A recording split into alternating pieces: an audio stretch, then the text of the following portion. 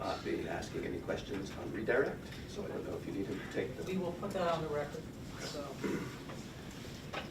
Mr. Welch, can you come?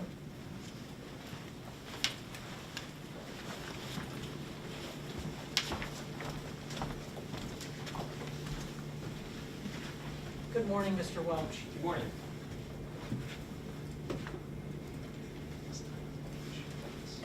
I'll remind you that you are still under oath, and Mr. Welch is available for redirect examination. Thank you. Good morning, Mr. Welch. Good morning. The applicant has no further questions for you today. Thank you very much for your time. Thank you. Is the applicant prepared to call its next witness? The applicant calls Justin Fickas.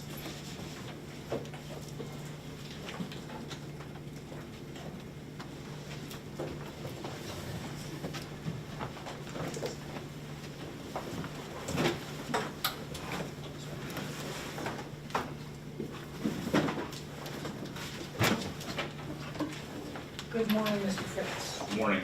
Do you swear or affirm that the testimony you will give today will be the truth, the whole truth, and nothing but the truth? I do. May I approach? You may.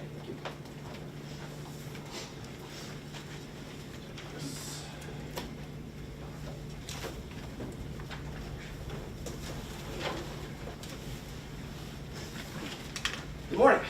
Good morning. Could you please introduce yourself for the record? Yes, I'm Justin Fickas with Trinity Consultants. I'm sorry. Trinity Consultants.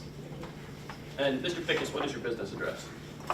3495 Piedmont Road, Building 10, Suite 905, Atlanta, Georgia 30305.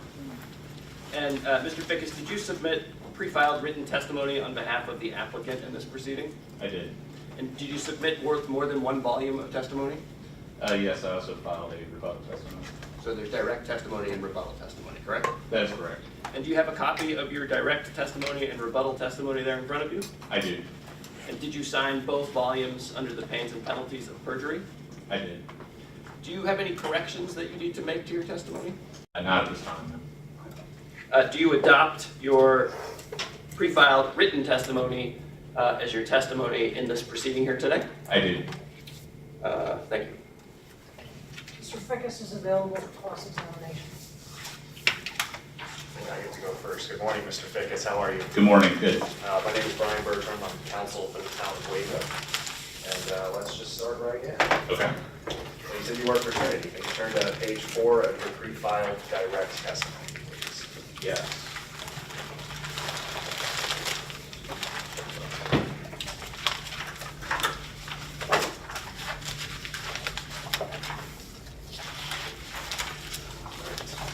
You were the project manager for this project, correct? I was the project manager for the modeling component of the May 2018 modeling report, yes. There was another Trinity person who was the overall project manager for the entire application process. Who was that other person? Wendy Merce. Where's she based? I believe she is based out of Philadelphia. Okay. Is she the person who's responsible for the end results of the 2018 air dispersion modeling report, or are you the person who's responsible for the end results? No, for the modeling report, I am the in-person responsible. Got it. And when you say you were the project manager for that particular report, do I infer correctly that there was a team that worked under you on that report? There was a team that worked under me, yes. It's not a memory test, but just generally, how big was that team?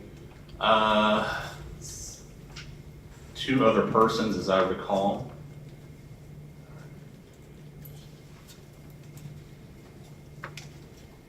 Were any of them based here in Massachusetts?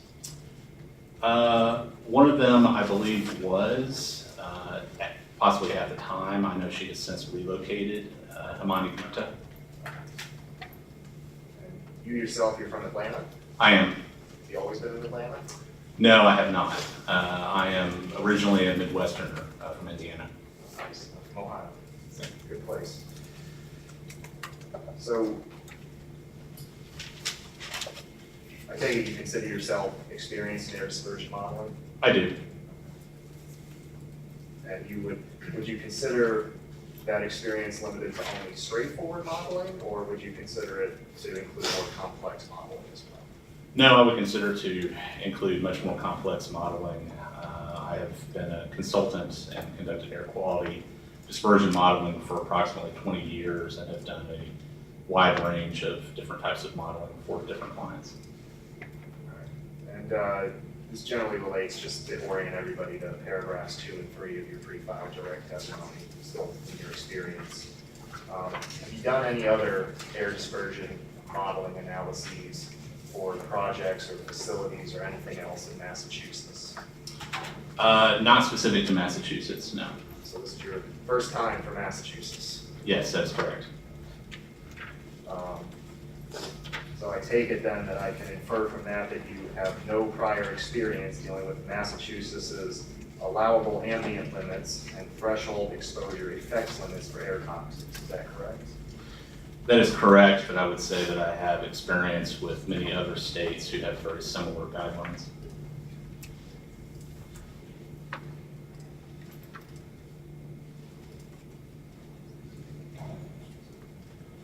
Just to be clear, you said you're testifying about the May 2018 updated air dispersion modeling report. Is that correct, sir? I'm testifying associated with my written direct testimony and my rebuttals to those testimonies. That's the scope of what you worked on. Is that correct? The May 2018 modeling report, yes. And just for the record, that's the most up-to-date modeling report that Trinity did for this project? Yes, that's correct.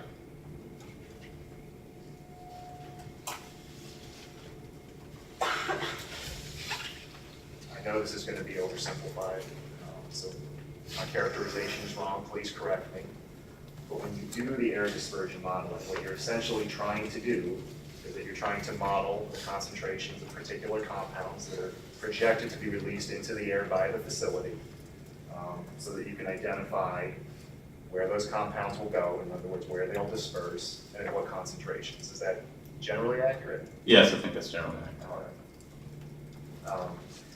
Do you have a copy of the 2018 modeling report in front of you somewhere? Somewhere, yes. Let me get to it.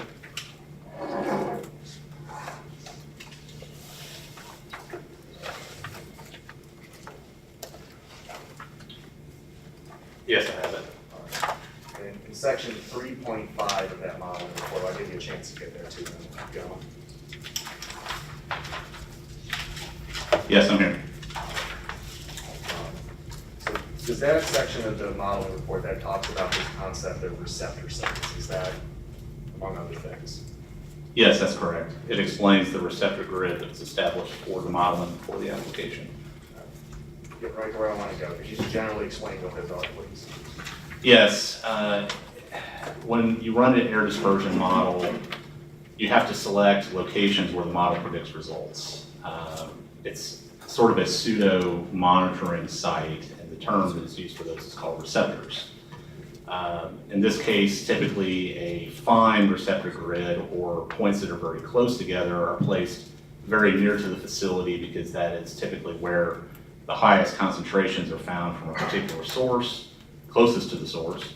And as you get further away from the source in question, those receptors get further and further spaced apart, as is described in section 3.5. And how do you select where to put those receptors? The selection is random. The software program, one of the software programs we use is the Breeze program. So what we do is there is a requirement for a spacing of those receptors. So generally a roughly center point of the facility in question is chosen, and then the receptors are built out from that. Then the receptors within the property boundary itself are excluded because that is not considered ambient air. And then a separate receptor distance is established along the fence line, randomly spaced along it. All right. So I think you're getting to where I want to go then. So basically the receptors that you care about, that you report about in your modeling report, are those the ones that are beyond the boundary line? Well, is that true? Yes. Per EPA guidance and as adopted by most states, you only care about concentrations when you're considering things like ambient air quality standards or air toxics at at usually the property boundary or fence line boundary of the facility and beyond. And the reason is that's, sort of the delineation between where the public goes and where Algonquin's employees stay. We don't want the two to mix. Exactly, yeah. Traditionally, it's considered that anything within the bounds of the property are more concerned of occupational safety and health, whereas outside of that is more public health. I got you. And so in this case, since we've been often focused on the eastern boundary, you're familiar with this general site? Yes, Okay. So when I refer to the eastern boundary, then you have the facility site, and then to the east of that, the recreation parcel. yes, All right, so the receptor sites that you cared about, that you measured, are the ones that are beyond that property boundary, measuring what's going on in the Kings Cove, the recreational parcel, is that correct? yes, that area was encompassed by the receptor. All right, so let's go back to your pre-filed direct testimony. Okay. Paragraph 9.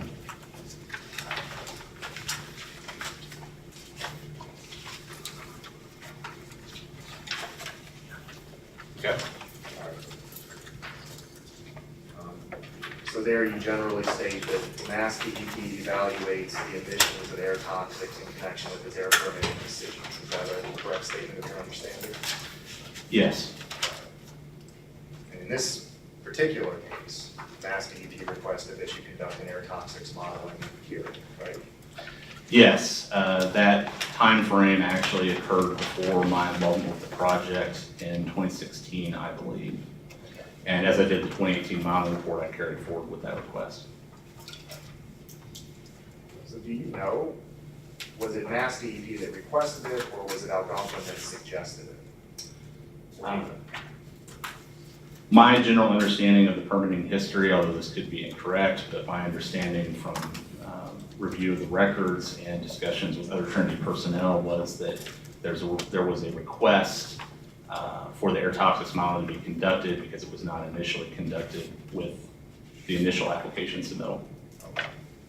And when you say based on your understanding, you preface this by saying that I'm not interested in hearing about any communications with attorneys. So let's put that aside. You did make investigation though into what happened prior to your involvement, correct? Yes, I did. Okay. And that, you said you reviewed written records? Yes, I tried to get a general history of the project as I came on board with the project, and then also prior to preparing my testimony, I went back and tried to read through the history of documents at Trinity that were submitted to Mass DEP to get an idea of overall project history. So you prepared, and you're prepared today to testify concerning that whole process, is that correct? I would say not particularly. I would say that my testimony is specific to the modeling report to May 2018 or rebuttal to that. I was not the personnel involved at the time, nor do I have intimate knowledge of any of those documents. And Algonquin didn't ask you to be prepared to testify to anything prior to that time? Objection. Algonquin's counsel? And his testimony is defined by his written testimony, so that should be clear. That's sustained. You want to rephrase? So you made no effort to understand what happened prior to your involvement in this project, is that correct? Objection, that's not his testimony. It's still good on that.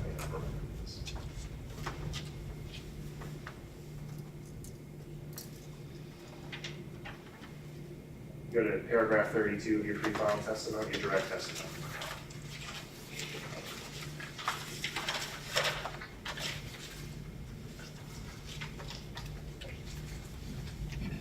Okay. So you wrote there, if I read this wrong, please correct me, I don't want to go wrong. For this analysis, Mass DEP specified which air toxics to model and directed a comparison of the maximum predicted model concentrations to Mass DEP's TEL and AAL guidelines for each compound. Did I read that correctly? Yes, you did. All right. So that's what Mass DEP asked for, the maximum predicted model concentrations, is that correct? That is what you report in your modeling report, yes. And according to your testimony, that's what Mass DEP requested of you, correct? There was never a direct request of me to do that. That is a inferred request as part of their air toxics guideline. The toxics guideline provides a list of which toxics are of concern within Massachusetts, and the standard operating procedure for evaluation for toxics is to evaluate the maximum associated impacts. Okay, just to be clear though in this, when you say Mass DEP specified which air toxics to model, and did the guidance specify which air toxics to model, or did a Mass DEP person specify which? The guideline specifies which air toxics to model. So this is, when you say Mass DEP in this sentence, you mean the guidelines? Yes, Okay. And when you say the guidelines, you're referring to the 2011 guidelines? I'm referring to, if you follow one of the links, I believe, that was in my testimony, to the website that has the list of the various air toxic thresholds for the TELs and AALs.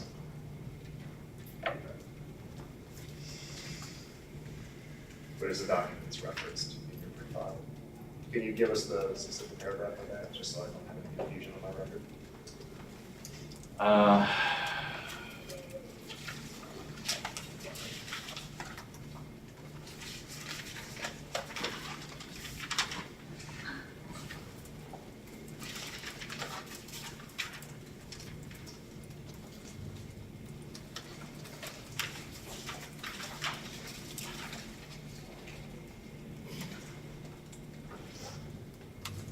It was the, I believe it was the reference given in paragraph 9, the web address. Thank you, appreciate that. So the air toxics that you modeled for that included formaldehyde, correct? It did. And when you did your air dispersion modeling, we can agree then that you modeled the maximum predicted concentrations of formaldehyde and reported the maximum in your report, is that correct? That's correct, Okay. as predicted by the model. As predicted by the model, yeah, I get that. And in doing that, you ran your air dispersion and you monitored, and you predicted it for each of the different receptor sites that we previously talked about, is that correct? That's correct. Okay.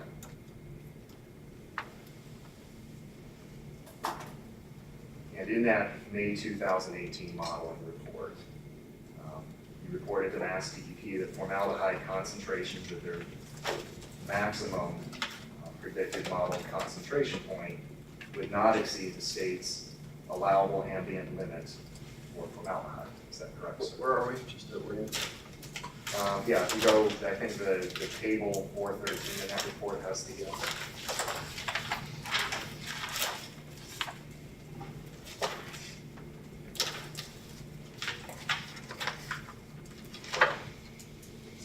Table 4-18. 4-18. Is where I believe. 413, I think. Yeah. Yeah. All right. And can we read the question back, please? Thank you.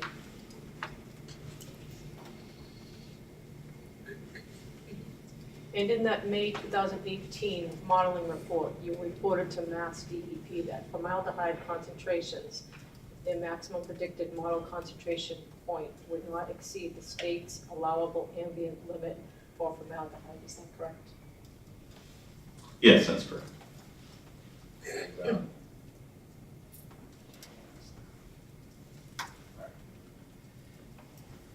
there's multiple scenarios there, and that's true in every scenario. Is that correct?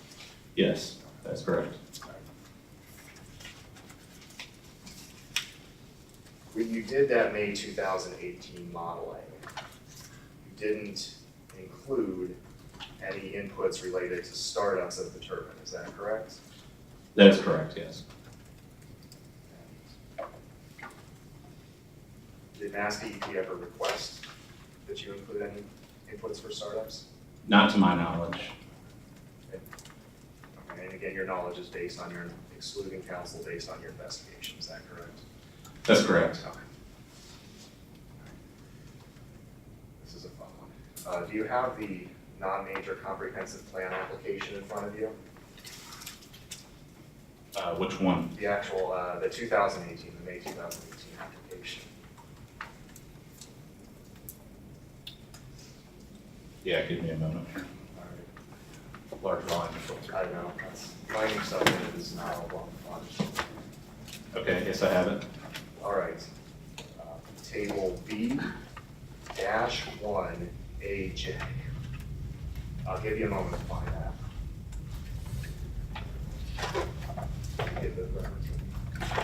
Oh, yeah, sure, please. B-1AJ, Part of attachment G. part of attachment G.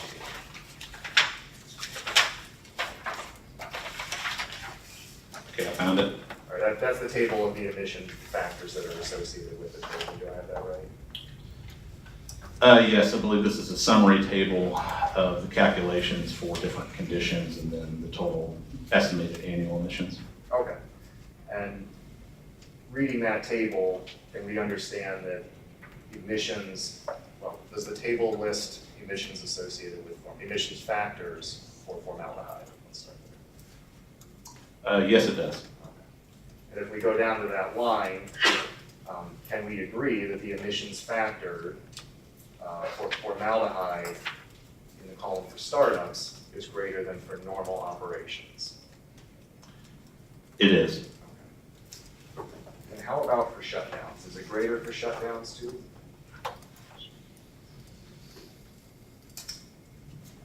Yes, it appears to be. And that has a, just in terms of interpreting the table for us less scientific folk, the notation there has sort of the E and then the positives and the negatives. Do I understand that correctly, that if you have like a negative 0.2, that means you're moving the decimal point 2 places to the left? Yes, that's And correct. then vice versa, so we know how to interpret that? Yes, that's correct. Thank you, sir. All right. Do you understand the engineering for why that's the case, why formaldehyde has a greater emissions factor during startups?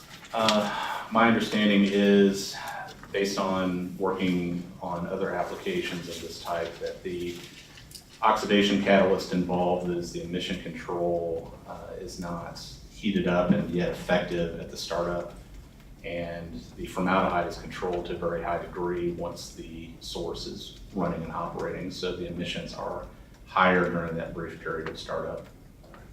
So during that period, you essentially get a higher concentration of formaldehyde than you would during normal operations, if you will. Is that correct? You have a higher overall mass of emissions during that very short period compared to normal operation.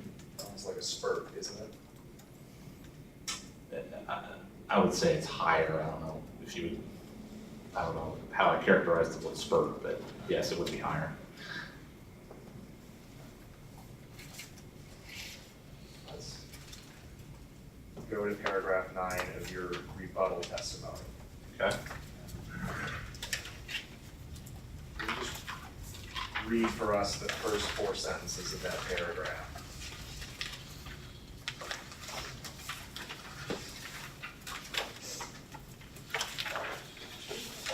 Startup modeling for a combustion turbine of the type to be utilized at the Weymouth compressor station is not technically straightforward, as the startup cycle itself is assumed to last no more than 9 minutes for a single startup. Not technically straightforward, is what you said. That's right. That is correct. You'd agree, however, that someone who's experienced in doing complex modeling could do something that wasn't straightforward, wouldn't you? I could, but the inherent issue here is the limitations of the air-mod model itself and what can come down to, honestly, the preference and belief in, by the reviewing authority also of the accuracy of the model in such situations. You don't model if you don't have anything at all, is that true? You have no estimate of impacts associated with that particular condition, no. That particular condition that has a higher emission factor, correct? Yes, it does. In those 4 sentences, you specifically say, for these reasons, startup modeling for air toxics was not previously conducted. Did I read that correctly? Sorry, I Oh, shut sorry. my large volume down there. That's all right, take your time. This is.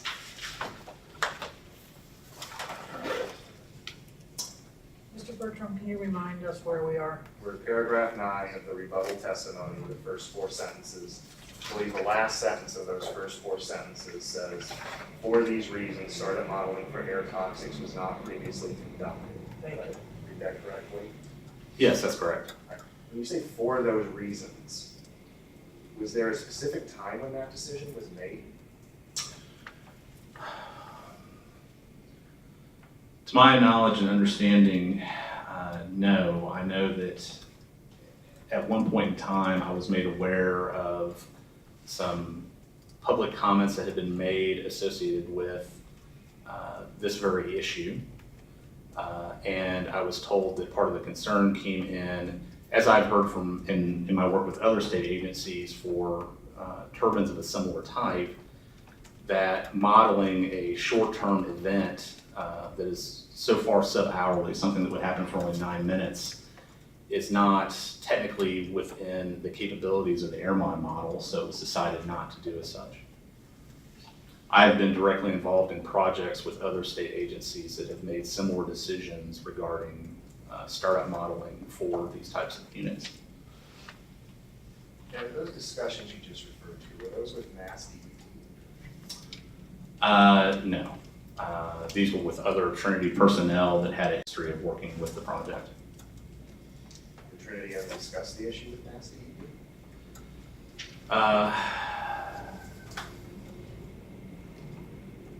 That I'm honestly not sure of. That would have happened outside of my direct involvement.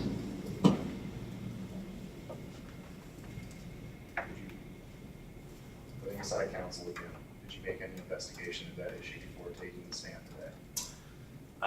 As I said, I did inquire internally and talked with different personnel that have worked with the project for some time, internal to Trinity. And I had asked about different issues, and this was one of the issues, as I had mentioned, that had come up as a public comment. So I had asked about it, and the explanation I gave was that, or explanation I was provided, and from my understanding, was that there was not a desire to model these types of events due to their short-term nature.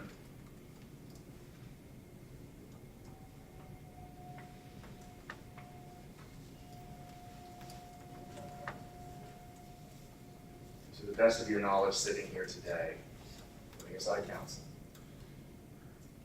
are you aware of any discussions with Mass DEP concerning the modeling of startups prior to Mr. Hinckley submitting his testimony today, or his testimony in this proceeding, excuse me?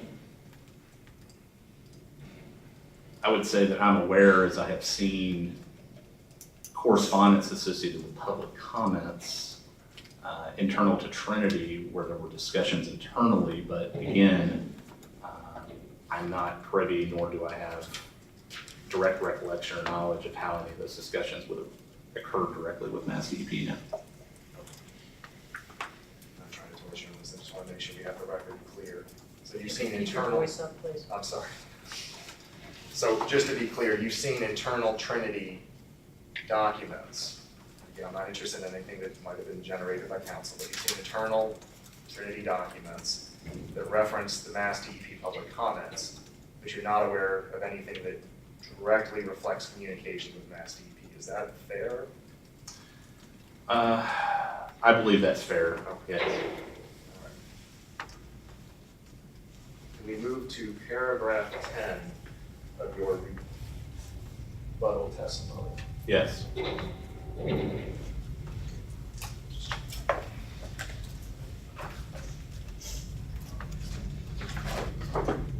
Sorry, I gotta get there too.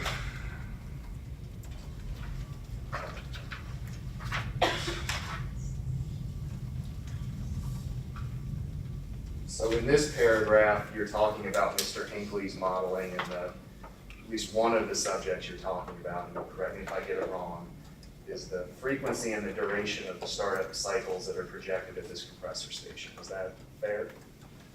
I think that's fair, yes.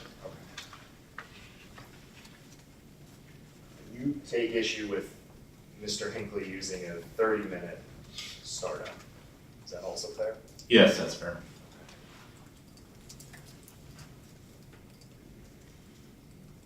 You say you don't believe that that's sort of reflective of what may happen. That you haven't, I think your exact words were that you have not seen anything to suggest, I'm off your exact words now, to suggest that 30-minute startups are appropriate. Is that a fair characterization of what you said? Yes, I believe that's fair. And if you're saying his exact words, I'm not sure those were his exact words, and that sentence continues on. Yeah, no, if you want to read the sentence, go ahead. I'm not trying to misquote you. Take text here, Mr. Fickas. This is not an appropriate modeling exercise because I have not seen anything that suggests that a 30-minute start is realistic with this equipment, or that the emission rates during the 30-minute start event would be similar to those represented during the 9-minute start. You say you have not seen anything. Did you make any investigation into the issue? Not specific necessarily to this particular project, but I have worked for various other clients, including Enbridge, on other Enbridge projects, Algonquin, if you will, involving these types of turbines, where I have had interactions with both the solar manufacturer and the client, and the startup times for these types of units, with them being so small, is usually very, very short in duration. 9 minutes being a typical time frame for this size unit. But it's true then that with respect to this particular project, the Weymouth compressor station, when you made the statement that you had not seen anything, you had made no investigation into this specific project. Is that accurate? Well, I would say that the calculations, the Enbridge-based calculations, which Trinity does not prepare as in the permit application documentation, is very consistent with how it appears for other projects. I have worked on other projects for other sites and seen the same overall 9-minute startup for these types of turbine units. And I looked and saw that it was the same in this particular project. So in my mind, summarily, it was not different.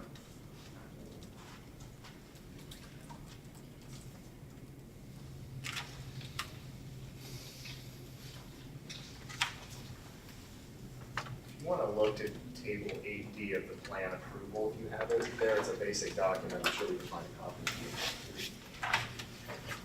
You're familiar with the plan, I guess, as a foundation. You're familiar with the plan approval in this case? Yes, I have read through it when it was issued. So, I'm not sure he does have a copy. Yeah, I don't know that I have one. That's all right. Someone have a copy of the proposal? I'm sure we have one somewhere. Here we go. Would you, Rothschild, do you have a copy? Or I have a copy, thank you. Thank you. Sure. Good job.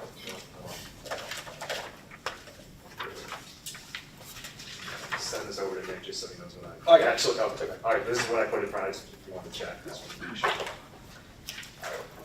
Thank you.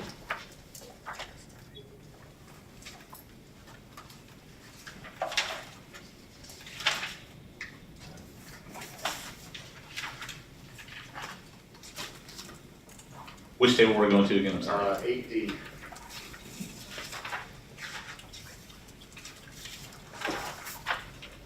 Okay. All right. You see in the second column from the left where it talks about operational/production limit. Yes. All right. When you look in that column, do you see the various places where it talks about operation? Well, let's go down to actually number 7. Would you interpret the text in that column to say that startups cannot exceed 30 minutes? Let's start there. Yes. Okay. Do you know, sitting here today, how that provision got in there? I mean, obviously, I'm asking you to put it there, but do you know why? I was not aware at the time. I have since become aware that there was, I believe, some request that there be some limitation put upon the startup time, and 30 minutes was a value that was come to. You say you became aware. Did you review the testimony of Thomas Cushing, his rebuttal testimony he was receiving? I did, but it was an internal discussion. If it's with counsel, I don't want to know about it. Yeah, no, it was not with council, but it was an internal discussion between Trinity parties. Okay. Do you understand sitting there that Mr. Cushing said that Algonquin requested that condition? That is my understanding now, yes. Do you know why Algonquin requested that condition? I do not know. putting aside counsel again, I just feel like a parrot a little bit on that, but did you make any investigation into why Algonquin requested that condition? No, I did not.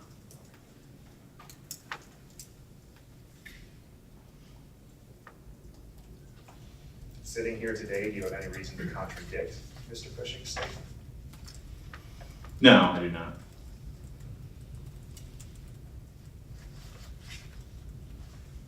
You didn't end up, as a matter of fact, analyzing a 30-minute startup scenario in your own modeling, did you? I did not. Part of my concern with the 30-minute startup was that it was not, as I have ever seen characterized for any of these types of turbines, a startup cycle lasting continuously for that long a period of time. One of the other inherent issues I had with it was that it appeared as if the modeling that was done assumed the total pound per minute, or it almost appeared I could not completely replicate the emission factors that were used by Mr. Hinckley, but it appeared as if the emission rate or the emissions for the event had been converted into a pound per minute type event and then extrapolated out to a long-term 30 minutes, which is not necessarily appropriate because even the pound per event value for startup is weighted. It's already an average amongst itself, whereas there's a very, very high amount of emissions and then it trails off even as you go through the minutes of the startup cycle itself. So if there was it's highly unlikely, at least in my mind, with my knowledge of the types of units, that there would be a full 30 minutes of time before oxidation catalyst would be heated up and there would be no effective control, which has a large bearing on the emissions of formaldehyde from the unit. I understand that you don't think it's likely and that you take issue with the way Mr. Hinckley did it, but with your 20 years of modeling experience, you didn't try to do it yourself in your own way, did you? No, I effectively did it as I believed it was more appropriate to do it. Okay, so the modeling you did was a way you thought was at least somewhat appropriate, correct? Yes. All right, and that's important. You have a lot of experience. Read your resume, clearly know what you're doing, and so you were comfortable doing that, correct? I was comfortable doing that to respond to Mr. Hinckley's testimony. I still have concerns about the characterization of a non-hourly event within an hour due to the limitations of the Airmon model and it working on an hourly time step. So there's limitations, but would you produce a model that you knew was flat out inaccurate? Potentially. Again, because there is no direct way to model a short-term event for something that happens for, say, 9 minutes or 18 minutes. The model inputs themselves are based on hourly average. So when you have a meteorological data set that you're using that has an hour of winds, it's basically looking at winds coming from this direction at this wind speed for a given hour. But in reality, wind speed and wind direction changes, and it can on a minute-by-minute basis. So to try to fit something that happens for a very short period of time that can be variable into an hour can create potential issues with the results produced by the model. I get that, and I don't want to mischaracterize you something, give you a chance. Did you just say that you would potentially generate a model that is inaccurate and submitted in this proceeding? No, I would say that if I was inaccurate in the same way that Mr. Hinckley was, because I was replicating Mr. Hinckley's methodology and how he modeled in order to rebut his testimony. Did you make attempts of your own to make the methodology better? I did by annualizing, and I provided those results. So you tried to do the best you could on that model? I did. And you just didn't think it was within the bounds of reason to do a 30-minute model, so you didn't do that, correct? That is correct.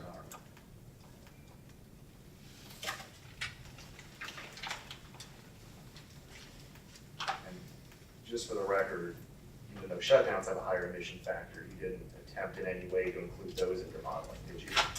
No, I did not, nor did Mr. Hinckley. I know Mr. Hinckley didn't do it, you didn't do it either, correct? That's correct, but he assumed, his assumption was based on the continuous long period of startup, which is effectively the same as if I had done it in the same way for both 9 minutes and 18 minutes. I get it, and that's fair. And so you assumed the continuous startup and the no off time, if you will. But on the other hand, you didn't include the higher emitting shutdown sequence, did you? I did not, nor did Mr. Hinckley. All right, and that, lessens, or, strike that. That eliminates from your model another potentially higher emitting event, correct? It does, but it also draws into question the shutdown period of the model. You can't keep assessing startup and shutdowns without assuming for some period of time that the unit itself will be shut down. Let's go to all of that for a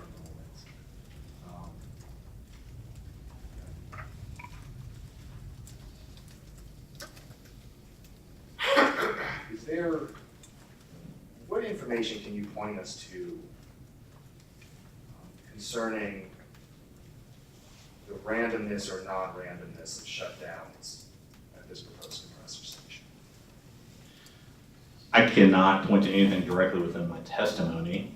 I can say that based on discussions with facility personnel and working on other projects that have done startup and shutdown type situations, that they can at times be random, and they can at other times be scheduled.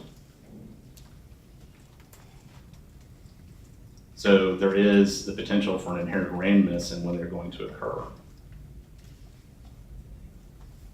There's potential at times. There's the potential for there to be randomness in how they would start up and shut down, yes. And there's also potential for them to be non-random, correct? Potentially, yes. This is one of the great challenges in trying to effectively model a startup and shutdown scenario, and this is one of the reasons why there are some states that I work with that flat out refuse to even attempt to model a startup and shutdown scenario. You're left with a scenario to where this unit could effectively start up and shut down at any time of the year. So how do you effectively assess that? There is an infinite number of times and hours, obviously, that the unit could potentially start up. It could start up, as Mr. Hinckley evaluated, every day of the year at 6 a.m., or one day it could start up at 5 a.m., and the next day at 7 a.m., and the next day at 9 a.m., and the next day at 8 a.m. To assess that in a model would be incredibly difficult because of the completely large data set you start getting at when you start thinking about how many different scenarios there are. If there's 8,760 hours in a year, how many different random scenarios there is for the potential for a startup to occur. Right, all of these things are potential. But you're telling me that the only information you have to offer us about your own investigation into the randomness or non-randomness of this is your conversation with some Enbridge or Outman employees? I primarily focus on interfacing with Enbridge employees who are working, I guess, as developers of the Outman project, is my understanding of how that works. Right. I tend to view them interchangeably, but I just want to be Right. clear. And you have no documents to offer us on that? I do not know.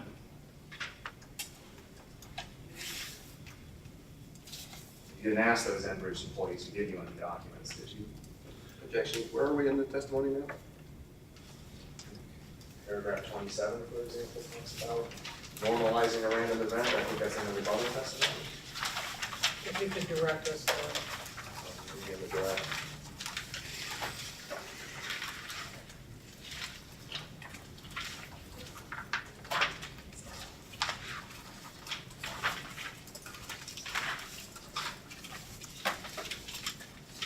In paragraph 27 of the rebuttal, for example, in the sentence that starts, in my opinion, he talks about random potential startup events in the combustion turbine. Yes. You agree this is something that you offered, it's something you based your opinions on, is that correct? It is. I base my opinions Objection on. to form. What is the it? sustain. The random or non-randomness of the startup of the combustion turbine. I would say it's logical to assume that if there is no direct operational requirement or permit requirement for the unit to start up or shut down at a given time, that it would not be illogical to assume that it could start up randomly at any given time.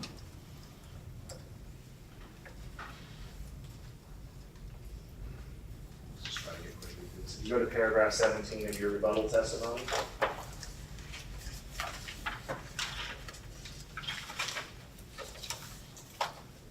Okay. This starts a series, I'm getting this wrong, Tommy, a number of paragraphs where you basically summarize, including in table format, the results of your own modeling. Is that correct? That's correct, yes. Okay. And you did it for a 9-minute startup, an 18-minute startup, and then the annualized model. Is that correct? That's correct. And on the 9-minute and 18 startup models, for certain times of the day, not suggesting all, but certain times of the day, you found that the state's AAL for formaldehyde was exceeded at the maximum point of model concentration. Is that accurate? It wasn't at any given day. This was an annual average, so it's the annual average is predicted by the model at a given location. In this case, it was, I believe, one particular location for the 9-minute startup. That's at the time step, in other words, at specific times. Is that correct?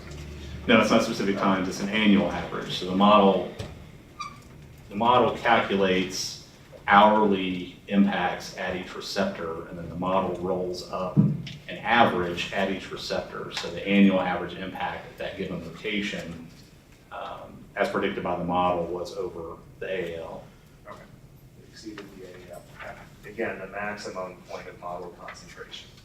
Correct. And I think, correct me if I'm getting this wrong, but for the 9-minute scenario, it was at 1 receptor site, and for the 18-minute scenario, it was at 3. Do I have that correct? Yes. Okay. And so those are those receptor sites, and we just had that discussion about receptors. So you would not expect, you have 1 receptor site where there's an exceedance, the next one over would then fall out to 0. It would essentially, I'm not going to give it a slope or anything, but it would go down as you moved away from the maximum point of model concentration. That's correct, yes.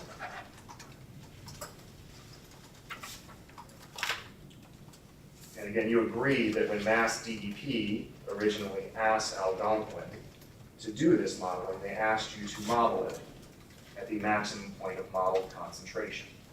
Is that correct? That would be my understanding, yes.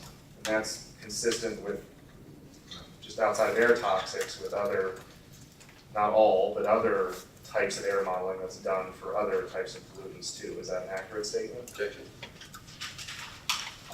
Basis, Formed. sustain, and rephrase that. Sure. Do you model the maximum point of model concentration when you evaluate things other than air toxics? Objection. Formed. Things other than air toxics. Pollutants. You can answer.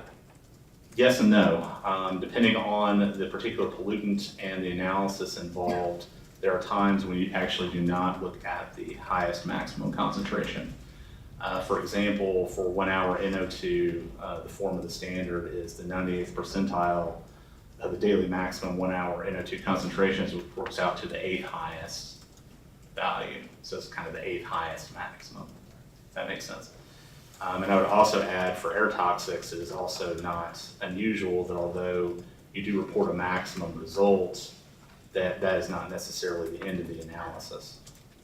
You say it's not necessarily the end of the analysis. Can you point me to any Mass DEP regulation, guidance document, policy, or anything else in written form from Mass DEP that says that the maximum point of model concentration is not the end of the analysis? Not specifically directly with Mass DEP, but from extensive experience with other states that have differing toxics programs and even things that are not directly written within their own guidelines. Those states have the discretion to evaluate toxic model impacts as they will to assess the direct risk associated with those toxic model impacts. For example, there are direct modeling guidance documents out there for other states I work with. In my home state of Georgia, there is a toxics model guidance which addresses the fact that if an annual average is exceeded at a location that is not at a sensitive receptor, such as a home site, that it is not an issue. You're in Massachusetts, right? We are. This project's in Massachusetts, right? It is, but what I'm speaking to is the fact that state agencies have their own discretion to evaluate this because air toxics programs are developed and assessed on a state-by-state basis. It is not a federally mandated process, it is a state-associated process.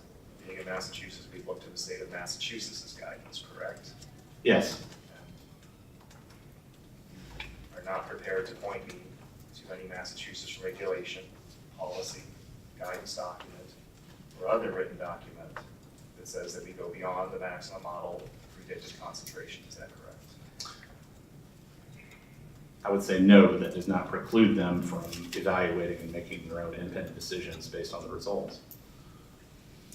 You said you reviewed Massachusetts' air toxics policies. You're putting aside council. I don't want to know what council did with you. But when you did the 2018 air dispersion modeling report, in connection with that, did you review Massachusetts' various guidance or other written documents concerning the air toxics program? Only specific to the list of air toxics of concern, the averaging periods of concern, and general information such as that. Did you look through any of those documents to see how you should be doing it, whether you should stop at the maximum predicted model concentration? There was no reason to at that time, since the May 2018 modeling report predicted no modeled exceedances of the AAL and TDL. You know that John Hinckley submitted rebuttal testimony here, correct? I am. You reviewed that, Mhm. you read it. Yes, I did. After you read Mr. Hinckley's rebuttal testimony, did you review Massachusetts' regulations, policies, written documents? I went back through and read the available information on their website. Yes. When you say the available information on their website,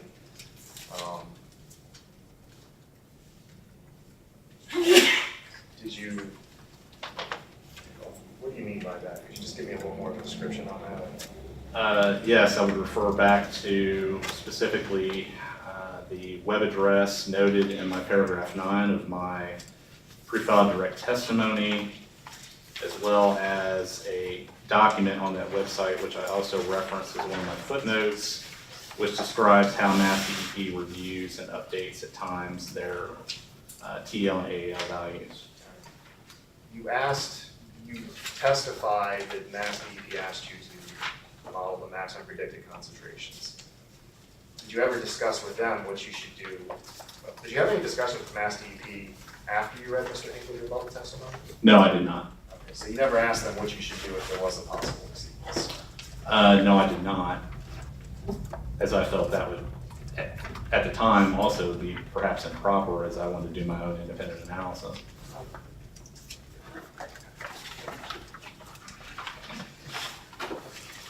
Bear with us for a moment. We have a lot of documents up here. That's it.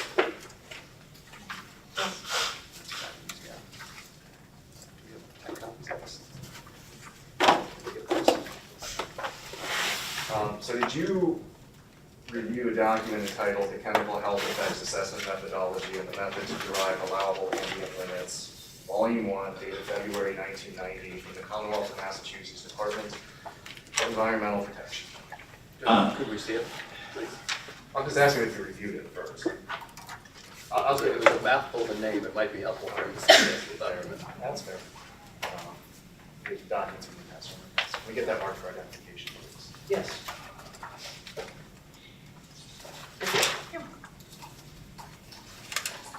No, I don't believe I've Just seen. give us. Yeah, take a okay. look. Take our time. What number are we on? How's it now? Are we up to 19? 18. 18. Gotcha.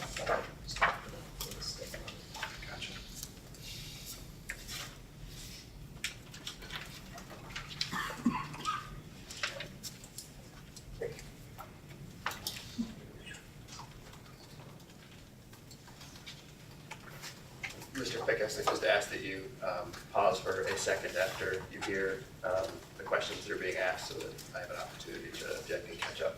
Gotcha. And I want to also make clear, this is not the entire document. It is a very large document. You do not want to sacrificed the forest and putting it up, so I've only done the first 21 pages, but I have no problem if someone wants to hand him a laptop or something if he wants to see the entire document. I'm not trying to kill anything here. Mr. Fickas, if you want to see the entire document, let me know, please. Okay, thank you. All right.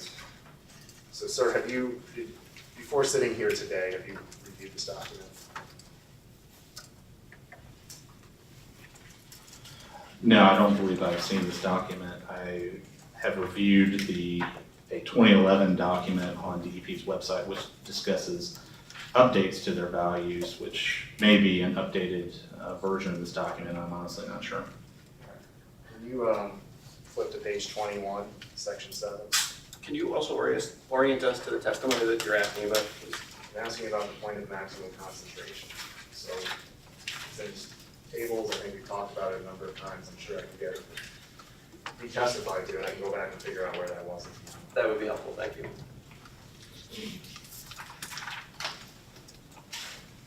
Okay, I'm there. Council's a question.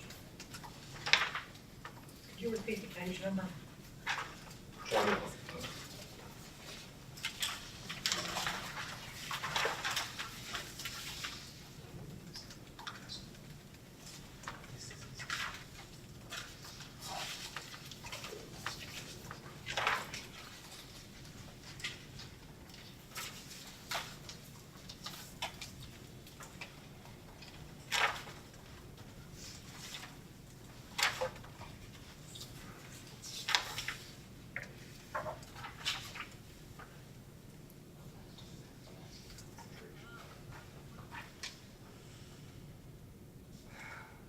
Sorry, I'm more on fishing expeditions, questioning whether this is in his testimony.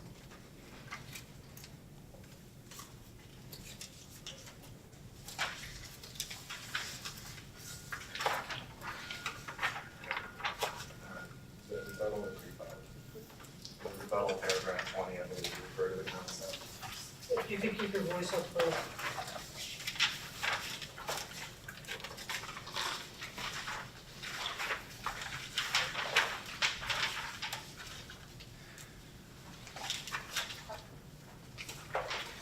You're asking about paragraph 23? Is that right?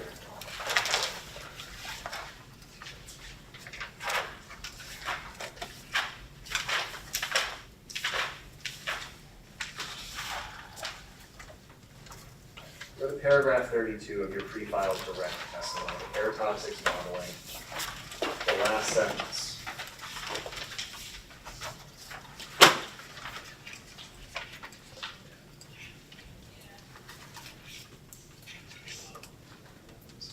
There, Mr. Fickas? Yes, I am.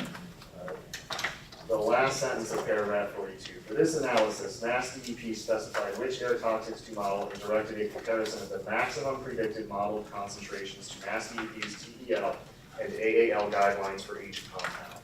Did you write that, sir? Yes, I did. Thank you. Now, can we turn to page 21 of the document that I just had marked for identification? Yes. You see section 7? Yes. It reads, designation of compliance location. Did I read that correctly, sir? Yes, you did. And then the paragraph that follows, the department has designated the point of maximum concentration at or outside of the source property line as the location for determining compliance with AAL values. Did I read that correctly, sir? Yes, you did. Thank you. Mr. Rothschild, I have nothing further at this time. Mr. Hayden, Mr. Goldrosen. Can we move that as an exhibit? I'm sorry. Yes, that can be admitted. Any objections to the admission of that as an exhibit? No. That is entered as exhibit 18.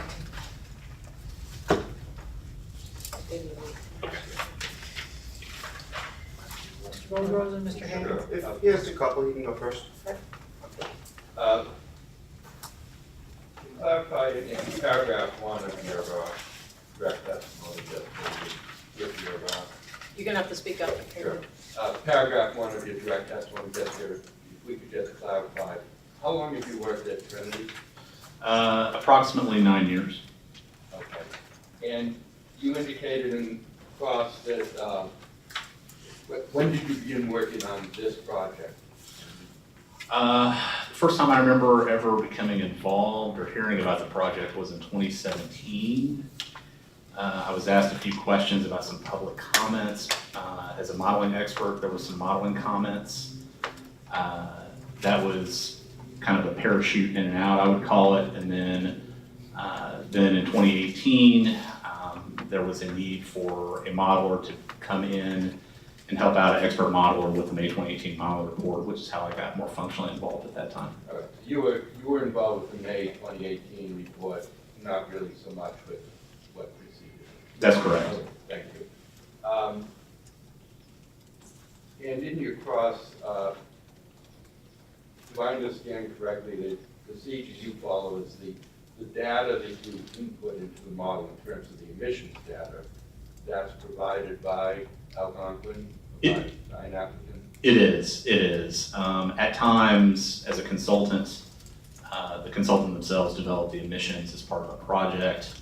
But in my working experience with Enbridge, Algonquin, if you will, they are the ones that typically provide the emission calculations that then we prepare and put into the application and use for a model. All right.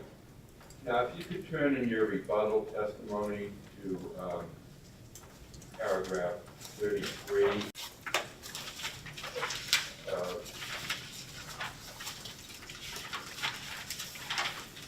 Really beginning with 33, in your rebuttal testimony, you're discussing the issue of shoreline fumigation. Did you consider shoreline fumigation, was that addressed or considered in the modeling for the May 2018 report? No, it was not. All right. Did you consult with DEP before, let me back up. Did you make a decision at some point not to include it, but not to consider it as part of the modeling for the 2018 report? I did not. The original modeling protocol, which is where the applicant submits and proposes how they're going to do the modeling, was done, I believe, in late 2015, years before any of my involvement. There had been several application submittals involving modeling prior to my involvement with the project. So at the time I came in, I was effectively inheriting most of the methodologies, such as any decisions about that would have already been done years before my involvement. All right. Did you, however, review that original 2015 protocol? I did. I looked it over. And was that, you said it was that submitted to DEP for its approval? It was. All right. That's all I have. Mr. Hayden? Thank you, Mr. Rothschild. Good morning, Mr. Fickas. Good morning. Just following up on a question that Attorney Goldrosen had asked with regard to who prepares the emissions data that went into your model. Yes. Did I understand you to say that Algonquin provided you with all of that emissions data? Yes, if you look in the appendix of the plan approval that I still have flipped open, all these various tables, these are prepared and provided by Algonquin Enbridge to Trinity, which Trinity then puts directly into the application, and then the data, the emissions information from these calculations is then used in our modeling. You also testified a moment ago that in your experience, you and Trinity consultants have independently prepared emissions data used in your modeling, correct? Not in this case. Not in this case, but in other projects, Right. yes. And why do you do that in other projects? It can be a specification or preference of the client, honestly. At times the client feels like they have a better handle on how the emissions occur from these different types of units, so they prepare and provide us with the emissions information.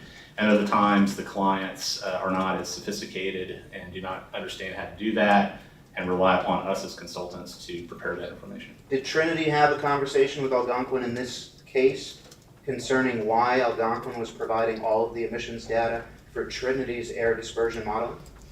No, as that's been a standard common practice with Enbridge prior to that Spectra Energy. for some time for how they provided us information for the applications. So they control the emissions data used in all of your model. Effectively, yes. If I could turn you to paragraph 19 of your pre-filed direct testimony, please.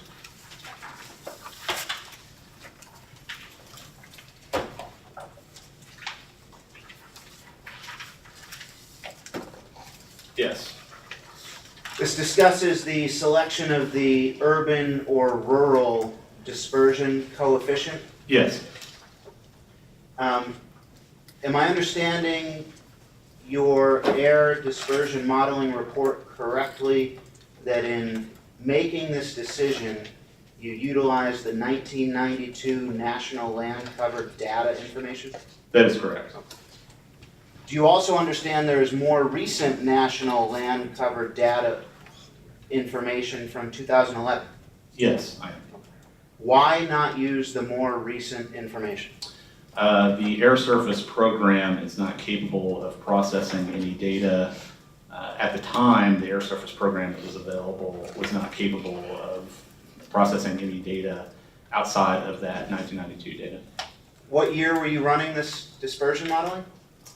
2012 through 2016 was the meteorological data utilized. Yes, but the air surface program utilizes different data inputs. The air surface program uses National Land Cover database data. Right, so the air surface program that you're utilizing, in what year were you initially running the model using the 1992 National Land Cover data? I'm not sure I understand the question. Sure, you're telling me that the program can't use the 2011 National Land Cover data, right? That's correct, but it is a separate program from the AirMod model, which utilizes the meteorological data. Understood. I'm just trying to get a handle on why it's so out of date. Why are we stuck in 1992 when we're here in 2019 and we have better data from 2011 concerning the National Land Cover? This has been a consistent argument and complaint by state agencies, consultants, and others to EPA to update the air surface program to allow for more recent data to be input into it. EPA recently issued a draft version of air surface, which will allow more up-to-date data once it's promulgated. So you agree that air surface is badly out of date in this regard? Objection. What's the objection? You just said it's been a constant complaint within the industry. You didn't say it was badly out of You date. can ask him if he thinks it's badly out of date. Right, so You may ask him that. I thought I did. No, you asked him if he agreed that it's bad. Mr. Fickas, is the remind me of the program? Air surface. Air surface program badly out of date in its inability to use National Land Cover data more recent than 1992? I would say that in some ways, yes, it is out of date since it is using data that is quite old from 1992. Now, do you have, or if we could provide Mr. Fickas with a copy of Exhibit 16 that was offered by the applicant? It looks like this. Yeah. Who's that?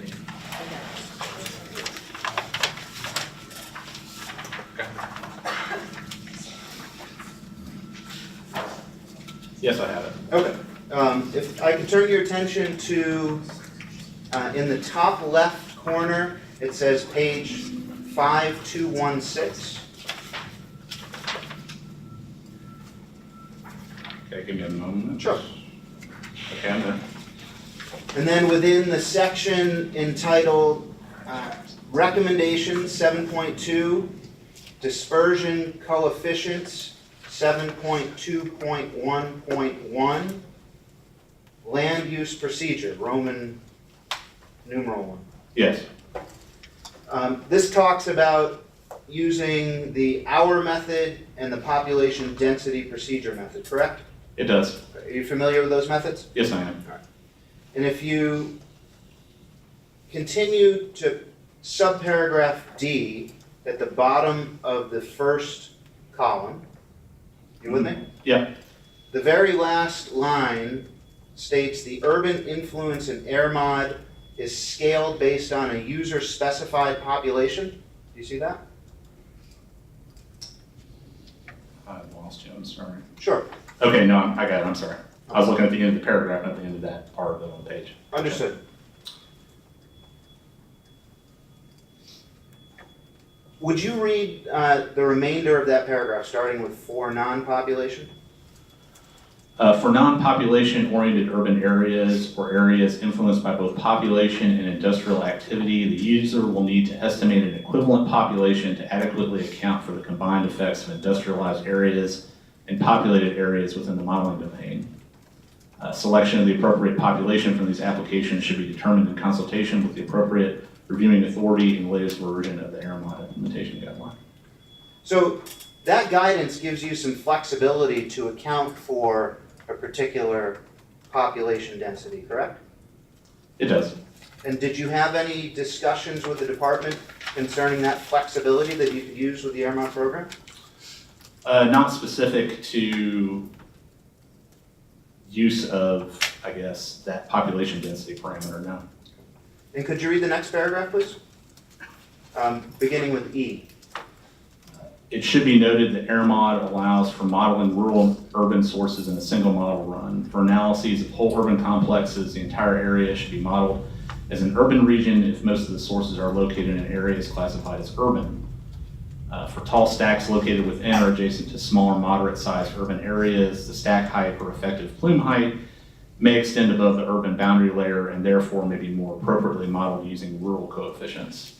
Model users should consult with the appropriate reviewing authority in the latest version of the AirMod implementation guide when evaluating the situation. So this guidance allows you in an area where you've got both rural and urban characteristics to model them together in a single model run, correct?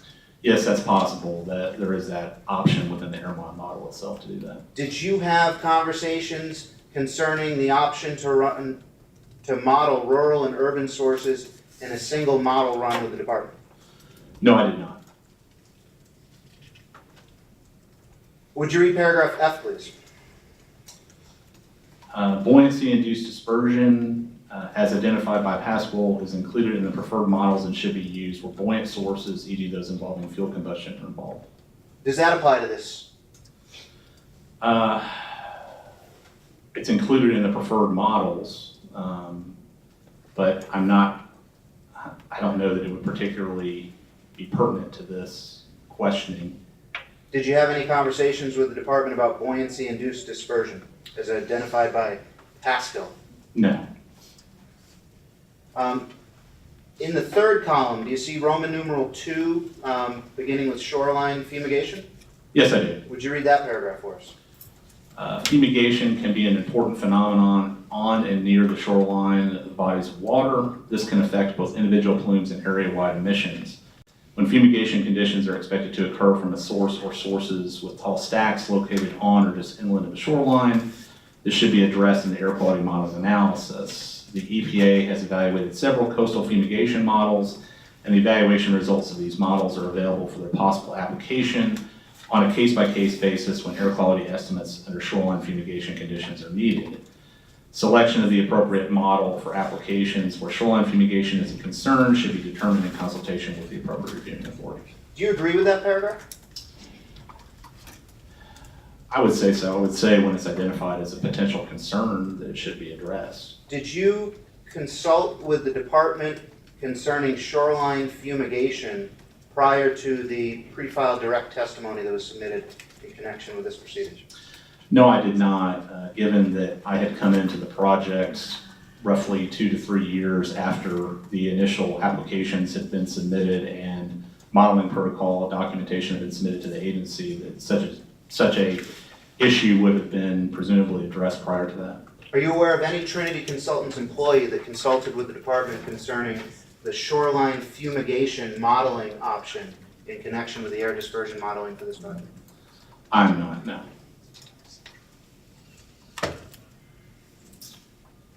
If I could turn your attention to your rebuttal testimony, paragraph 13, please.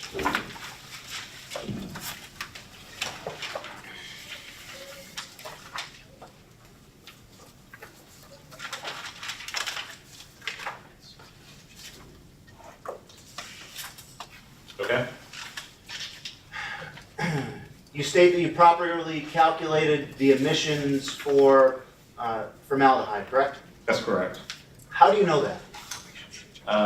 Well, the information is laid out quite well in the calculations provided by Enbridge, where they provide the pound per event, which is for a 9-minute time period, and then we know what the emissions are for the other 51 minutes of the hour. So to me, it's relatively straightforward. Have you verified the accuracy of the formaldehyde emission data provided to you by Enbridge? Have I independently reviewed vendor information and compared it to Enbridge's data? No. Have you done anything other than accept, without question, the formaldehyde emissions data provided to you by Enbridge in inputting the formaldehyde emission data into your air dispersion model? I would say no. We received that data from Enbridge as the data for the project, for the emission units involved. And the form in which you received the data was a document provided to you that was prepared by Enbridge, correct? That's correct. It was not the manufacturer original source document, correct? It was not, but I would note that the emissions as they provide are comparable and typical to other data and emissions estimates that we are provided by vendors for other projects and that we estimate ourselves. So there is nothing that I have ever seen in review of their calculations that makes me think that their calculations are anything but conservative. Okay. And that's without cross-referencing any source ever?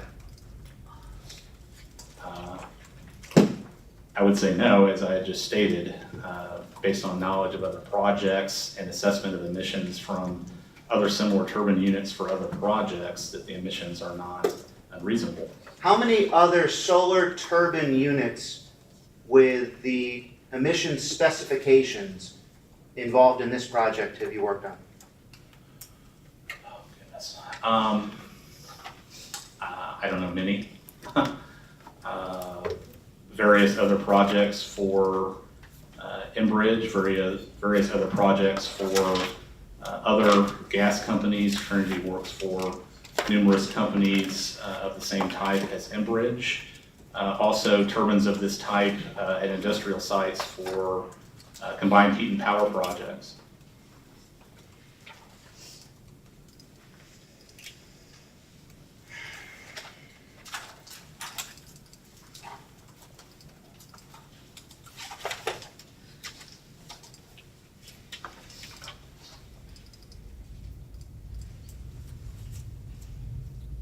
I just need a moment, Mr. Rothschild, to answer, created an additional point of cross-examination. I just need to put my hands on the appropriate document. Okay.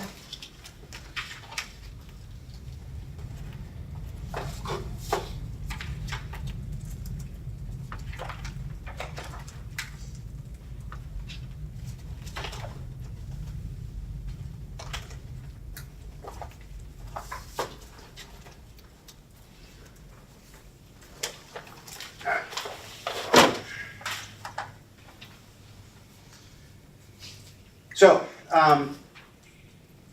Mr. Fickas, again, just to be sure you're understanding my question, I'm asking how many other solar turbines with the emissions specifications provided to you by Algonquin you've worked on in your career?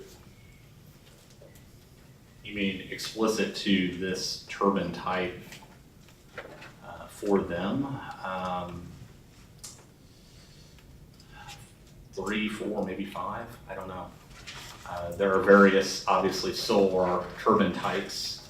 There's Mars, Taurus, there are various types of turbines, so I don't recall for all the other projects the exact turbine type and model that was used. Understood. And I'm focusing on this model turbine with the emissions that have been provided to you by Algonquin. Okay. You've worked on other turbines with the same exact emissions. Objection. I'm asking. Yeah, I'm not sure what you mean. It's the form of the question, and I think that the witness might also be confused. It's the same answer. You can rephrase that. Okay. Same turbine, same emissions that were provided to you by Algonquin, as in this case. May I, objection. The basis for my objection is I'm not sure what you mean by same emissions, and the record would benefit from some clarification. You want me to read the emissions? I just don't know what you mean, and I think the witness might not either. I'm going to overrule that because I think he's referencing the same emissions as the turbine that's spec'd for this project, which are part of the record, in which the witness modeled. It's clear to me. Is it clear to you, Mr. Fickas? Well, it is and it isn't, because this same is, to me, a general term. For example, 9 ppm for NOx, for example, from a solar turbine is a very common value, but depending on what area of the country you're in, the airflow, which influences the mass and the overall mass rate of emissions, can be very different. So simply saying that it's the same emissions isn't correct, because a turbine, depending on its location in the country, its altitude, the meteorological conditions it falls under, affect the emissions from it. So a given turbine make and model number in Maine or Massachusetts in the Northeast is not the same as one in Indiana, Ohio, or elsewhere. So are you saying that a solar turbine with an predicted emissions of 9 parts per million for NOx is different depending on where in the country that turbine is located? It can be, depending on how the emissions are calculated, because one of the challenges of calculating emissions from a turbine is the meteorological condition, the air temperatures that are involved, because when you think about a turbine, everything comes down to mass. If you have 9 ppm, that's a concentration. So if you have a concentration, the concentration in air and then the mass or the volume of air, those two things combined give you your massive emissions. So in areas of the country where it's typically colder, air is more dense, there's more air is pushed to the turbine, you have a higher volume, so you have an overall higher massive emissions. So I'm not asking you about the modeling results for each of these various turbines. The reason I'm following up on this line of inquiry is because you accepted the applicant's representation of emissions without question. And when I asked if you verified the emissions data that was provided to you by the applicant, you acknowledged that you didn't, but you had experience with the same turbines and the same emissions data in other locations. That's Is that right. fair? That's right. Okay. That's right. And that includes the 9 parts per million for a solar turbine. That's right. Where else have you worked on those types of turbines with those emissions? Georgia, Alabama, for the 9 ppm, the mass rate, of course, would be different, as I just explained. But if you think of in terms of 9 ppm, Georgia, Alabama, Tennessee, Connecticut, Florida, just some that come, Texas, I think, that come to the top of my head. Do you have the applicant's non-major comprehensive plan application in front of you? I do. Most recent version? Yes. Yes. Would you please turn to section 5.4.5, which is on page 5-11. Give me a moment. Sure.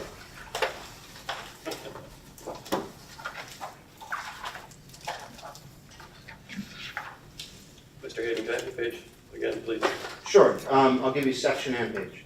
Section is 5.4.5, and the page that I'm reading from within that section is 5-11. Thank you. Okay. You there? Yeah. Do you see the sentence on the 4th line beginning with the word Algonquin will be the first? Yes. Could you read that sentence through the end of the paragraph? Algonquin will be the first customer of Solar's to receive a 9 ppm NOx vendor guarantee for a Solar Taurus 60-7802 turbine. So I read this to mean this is the first time that Solar is manufacturing this type of turbine with that type of emissions. Well, I think then it comes down to, as I had said, It depends on what type of turbine you're talking about. Is it a solar Taurus turbine? Is it a Mars turbine? Solar has various types of turbines. Okay. So you have not worked on a solar Taurus turbine with these emissions before?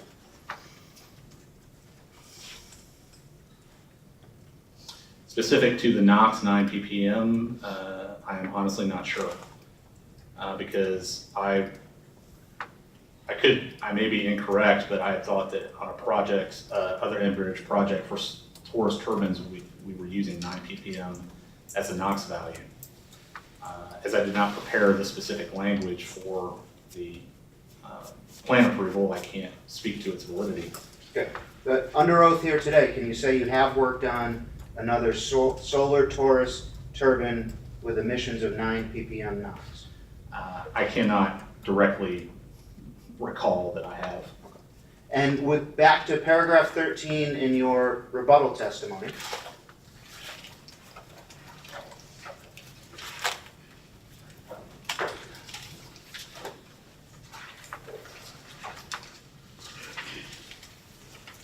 Yes. Do you agree that solar does not guarantee or warrant formaldehyde emissions?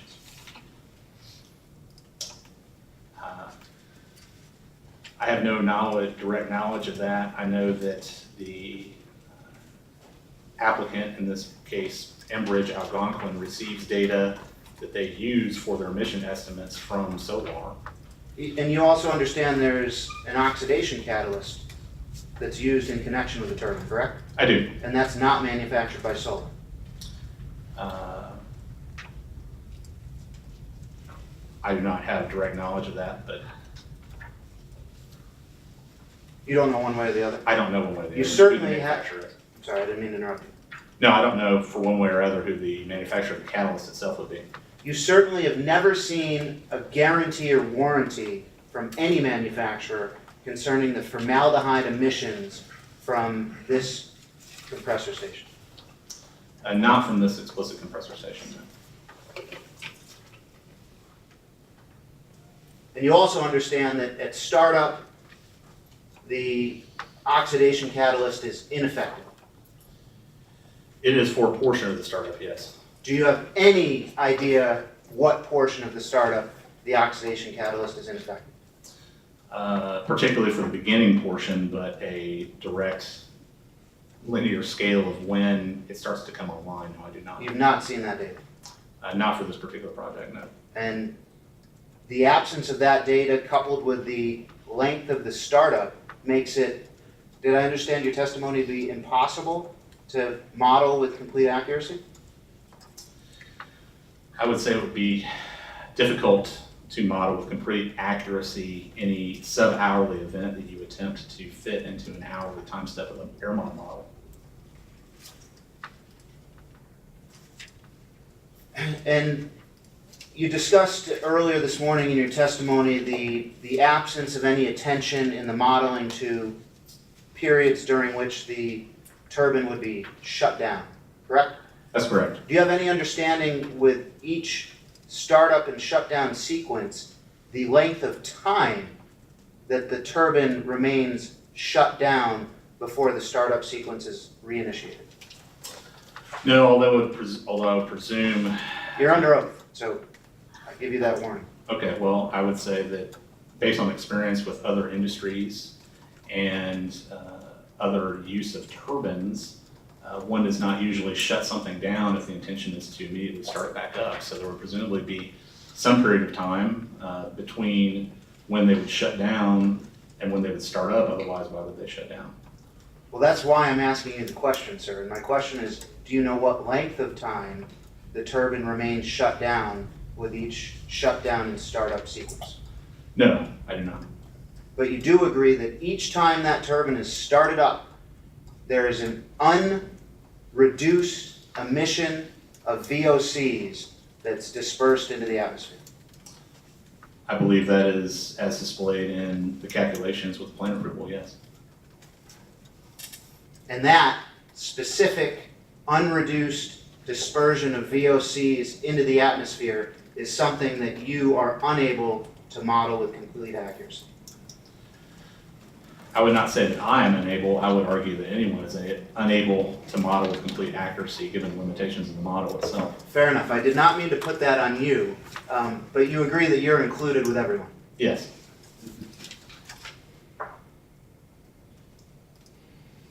If I could turn your attention to paragraph 30 of your rebuttal testimony, please.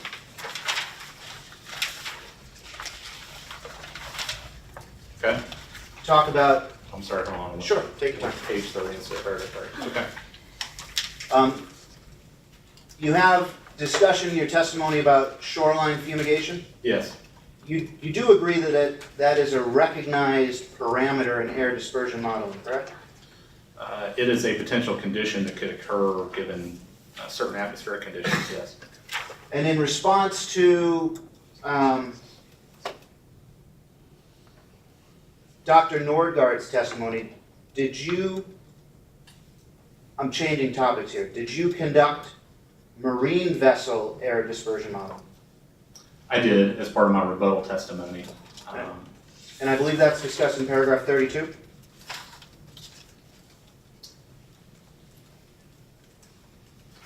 Yes, it is.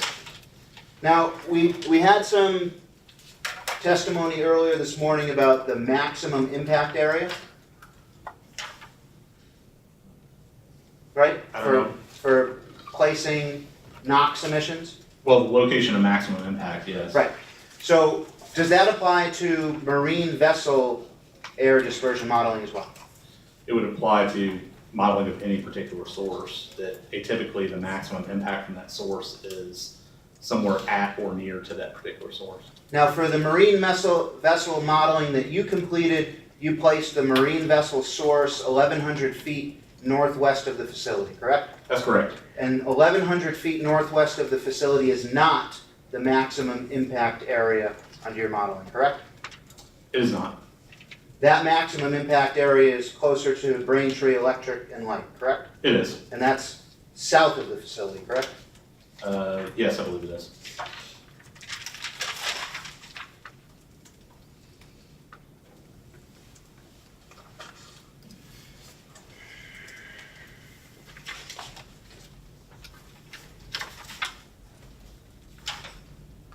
If I could just have a moment, Ms. Rothschild, much of my cross was covered by others, so I think I can be more efficient. I just have a minute to flip through my notes. Right.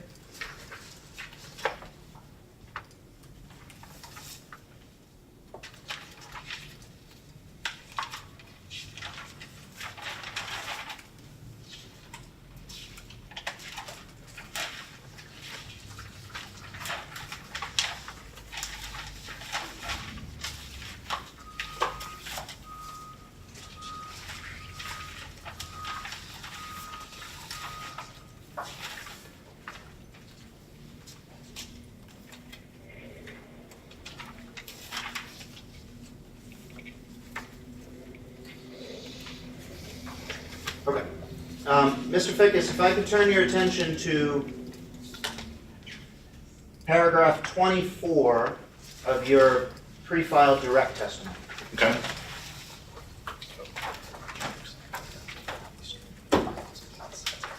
Okay. This is your description of the ambient concentrations of criteria pollutants provided to you by Mass DEP. May not be looking at the right thing. Where are we looking at? I'm sorry. That's okay, 24 of your first testimony. Oh, I'm sorry. I was looking in the bubble.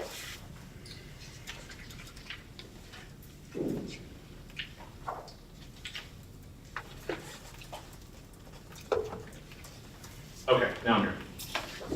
Again, we're looking at your description of the actual ambient concentrations of criteria pollutants provided to you by Mass DEP. Yes.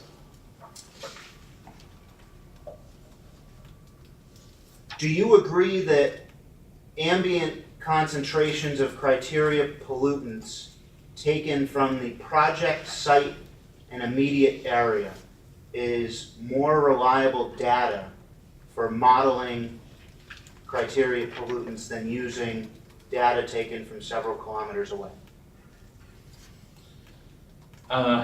In a perfect world, yes, more localized ambient monitoring data would be more beneficial. However, the data of the quality that is typically used in these modeling assessments is not available. So if you had data that was local to the project site, that would be more reliable data for your air dispersion model. If it was of the same quality and measurement length of data as provided in a state's modeling or monitoring, network as mass DEPs, yes, potentially. And how about recency? Is more recent data better information for your air dispersion modeling than historic data provided from years 2014 to 2016? Potentially, but part of the issue also is the length of the data involved, because the form of the standards and how the background value is evaluated in the form of the standard is quite oftentimes a 3-year average. When was Trinity first contacted to prepare air dispersion modeling in this matter? What year? I would presume, now I was not directly involved in that since it was before my time, but given the initial submittal of the modeling protocol in 2015, I would presume it was at some time in 2015. So we've had 4 years to collect air sampling data from the project site and the immediate area to facilitate a more accurate air dispersion modeling prepared by you and your company. Only if dictated as necessary by the permitting authority involved would anything like that ever be done. So if the department had dictated the collection of air samples from the project site and the immediate area back in 2015, your company would have had no issue whatsoever in following that instruction and collecting the data and using it in your air dispersion model. I would have said we would have first questioned why, given the length of time, and also there are secondary issues that come into play associated with such things which make it more the exception than the rule. Operating an ambient monitor of that type can be quite expensive for even a year. Ambient monitor I recently put in to just monitor one pollutant in the state of Alabama. I think the initial cost and operation of that unit for the first year was close to $500,000. Well, if the citizens of the Commonwealth felt that that investment was warranted, you would have no issue using that data in your air dispersion modeling, correct? If it was the ambient data as prescribed by the regulatory authority to use, no. No, you'd have no issue using it. I would have no issue using the data if that was the data that we were prescribed to use by the regulatory authority. Understood. And same holds for air toxics, correct? Air toxics, in my 20 years of experience, have never included any background concentrations in any of the modeling that I've done. Well, how about the simple question, if you use background modeling for air toxics, you get a more reliable air dispersion modeling result, correct? Potentially. It depends on the validity and quality of the ambient monitoring data, and is it specific to that given area? Understood. So if in 2015 the department instructed Trinity consultants to use background air toxics data from the project site and immediate area, you would have had no trouble following that instruction, correct? I think we would have questioned it given the uniqueness of that situation. As I had stated, in my 20 years of experience with many state agencies, that has never been anything that's been raised. So I think as an initial question, we would obviously say why, given the uniqueness of it. And if given that instruction, you would have followed it, correct? If that was, we are in some ways at the discretion of the agency when it comes to selection of certain things with the application process. So yes, if that was what was dictated to us to do, we would have, presumably had to follow that. And now 4 years down the line, you would have had 4 years of data of air toxics from the project site and immediate area to utilize in your air dispersion modeling, correct? Had it started at that time, but I think that also questions, it does not account for anything happening in between in terms of the modeling protocol development, any of the initial modeling, and then a quote-unquote need for such data. Can I turn your attention to the Exhibit 10 included with your pre-filed testimony? Yes. Get there.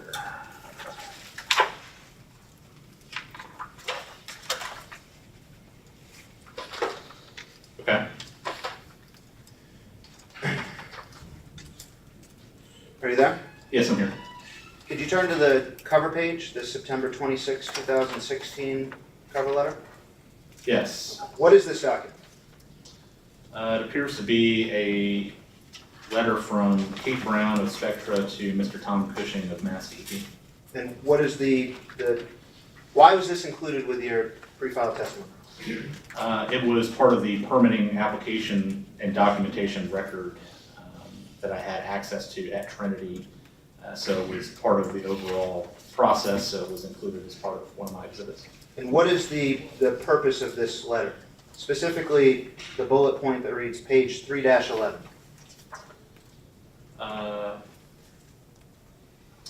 It says table 3-9 was updated to include formaldehyde and the formaldehyde factor used to obtain the VOC, methane, and total Haas emission factors. And is that in connection with Trinity's air dispersion model?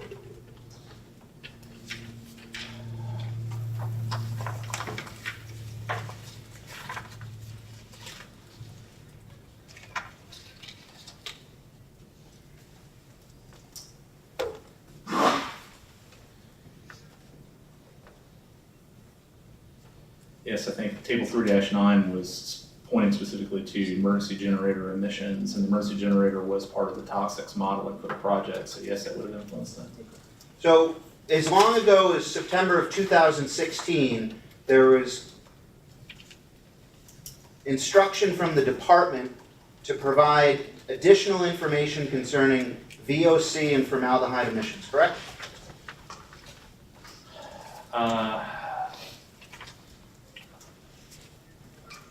I do not know. This is labeled application correction pages, so I was not involved with the project at that time, so I'm not privy to why this particular document would have been submitted.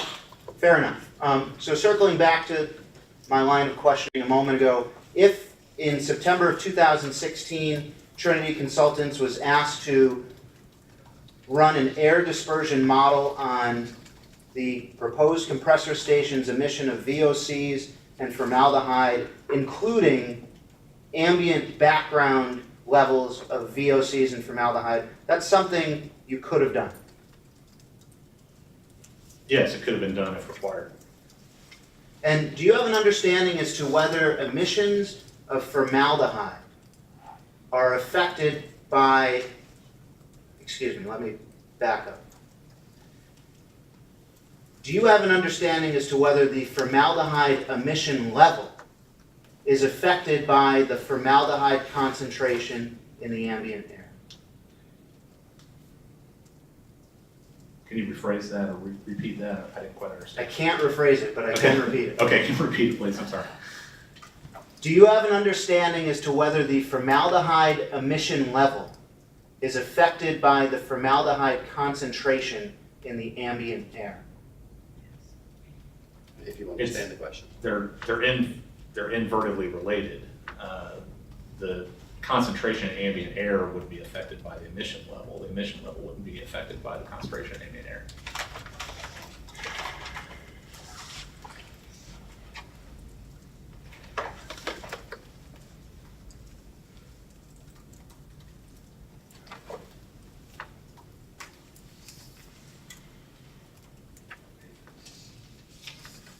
Mr. Hayden, can I just ask you how much more you think you have? I think we're nearing a time where people Absolutely. break.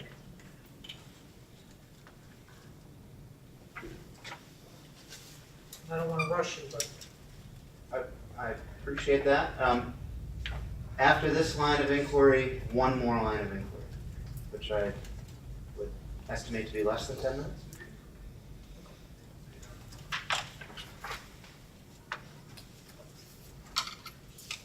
I think I have enough. One for the witness, one for Ms. Rothschild, enough to go around the table. thank you. from Mr. Fickas, please give us a minute to catch up as it comes around.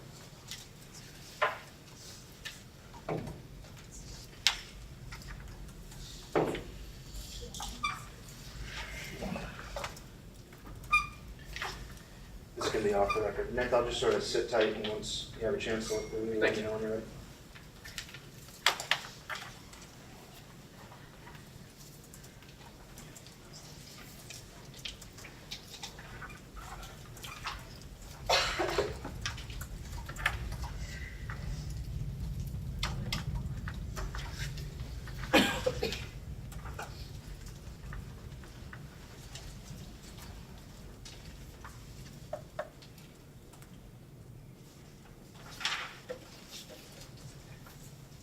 Thanks, Mr. Hayden. You're welcome.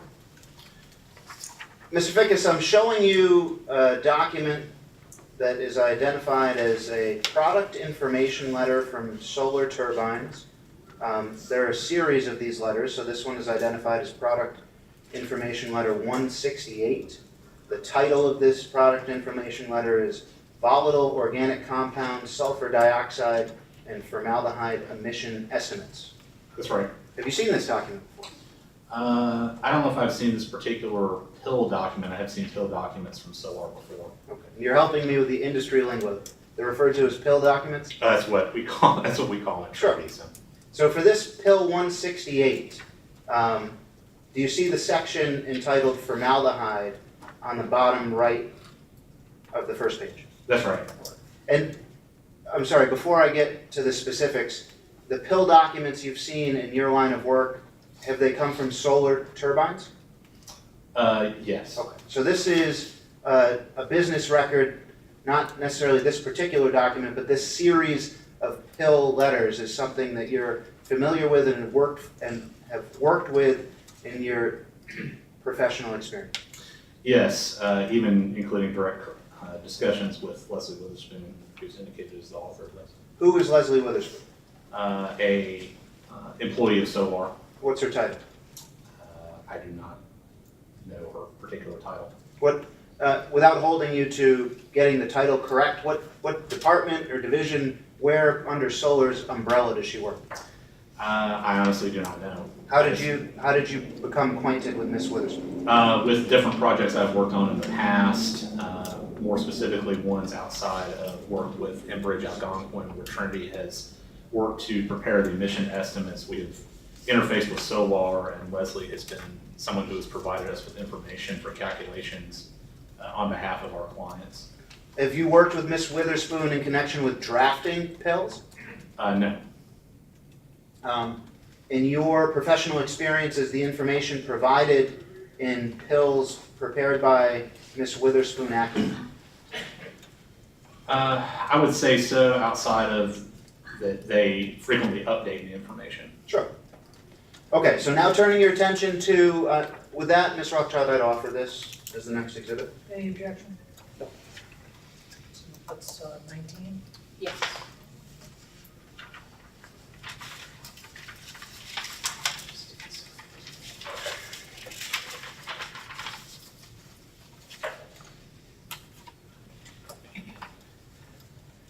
Do you remember earlier, Mr. Fickas, we had talked about whether you'd seen any warranties concerning VOC and formaldehyde emissions? Vaguely, but we've been talking for a while, so. Fair enough. Let me turn your attention to the first page of this document. Yeah. Do you see in the introduction section on the left side, the second paragraph? Yes. Would you read that for us? Under introduction. The second paragraph beginning with Solar does not. Oh, Solar does not typically warranty the emission rates for VOC, SO2, or formaldehyde. Is that inconsistent with anything that you've learned in your professional experience? No. Under formaldehyde, on the right-hand side of page 1, would you read everything under formaldehyde through to the end of the page, and then you can stop at the end of page 1. Okay. In gas turbines, formaldehyde emissions are a result of incomplete combustion. Formaldehyde in the exhaust stream is unstable and very difficult to measure. In addition to turbine characteristics, including combustor design, size, maintenance history, and load profile, the formaldehyde emission level is also affected by, there's a series of bullets. The first bullet is ambient temperature, second is humidity, third is atmospheric pressure, fourth is fuel quality, and fifth is formaldehyde concentration in the ambient air. So a few minutes ago, when you asked if I could rephrase my question, the reason why I could not is I wanted to be true to this document. And now having had an opportunity to review it, let me restate my question. Do you agree that the formaldehyde emission level is affected by the formaldehyde concentration in the ambient air? I would say that my prior confusion was thinking in terms of air dispersion modeling because the emissions from the source direct the concentration, but looking at this and reading it, it appears as part of this particular pill document, it was identified that since formaldehyde was resulting from incomplete combustion, that the concentration in the ambient air already processed by the turbine could have an influence on the emission level. So you agree with this statement about formaldehyde in pill 168? I agree with what it says. I can't speak to the scientific validity of it, but I can state what it says, yes. Fair enough. And this now circles back to my question. If we had the formaldehyde concentration in the ambient air surrounding the proposed compressor station, that would give you more reliable data to produce a more reliable air dispersion modeling report, correct?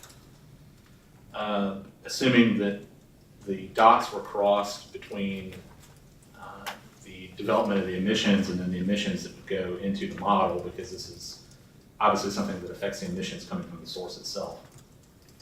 So how that would be directly incorporated into the emission estimates from SOLAR, for example, I would not know. Fair enough, but we do agree, subject to the additional comments you just made, that if you had the formaldehyde concentration in the ambient air surrounding the proposed compressor station, you would be able to produce a more reliable air dispersion modeling report. Conceivably, yes, I guess it would depend on accurate consideration of the true ambient air concentration from accurate data, and if this were a concern with the concentration of ambient air and how that would affect the emissions from the turbine, that would be properly accounted for in the emissions from the turbine, and all things combined, yes, potentially. Understood. I want you to assume accurate ambient air data. Yeah. Okay? So with accurate ambient air data concerning formaldehyde concentration, you agree that you would be able to prepare a more accurate air dispersion modeling report for the proposed compressor station? I would be able to provide a report that included the background concentrations, but then how that would be assessed would be up to Mass DEP in terms of the result. Understood, but with the background data from the ambient air, the air dispersion modeling report would itself be more accurate? It would potentially be more accurate to the conditions in the area, yes. Thank you. If I could turn your attention to paragraph 50 of your pre-filed rebuttal testimony.